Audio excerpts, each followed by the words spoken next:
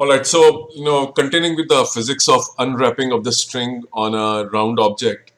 Now, it is very important to understand that we first understood that the string has an acceleration of a and the cylinder also has an acceleration of a. But what about direction of the string? See the direction of linear acceleration of cylinder. So let's understand the point at which the string is touching the disk. Now, if you study that point is going down because the disk is going down, or the cylinder is going down, or the sphere is going down because of the weight, right? So net force is downward. So mg minus t will be equal to ma.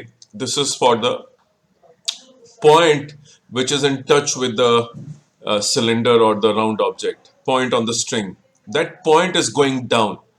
Now that point is also rotating because the disk or the sphere or the cylinder is also rotating. That rotation generates an angular acceleration of r alpha.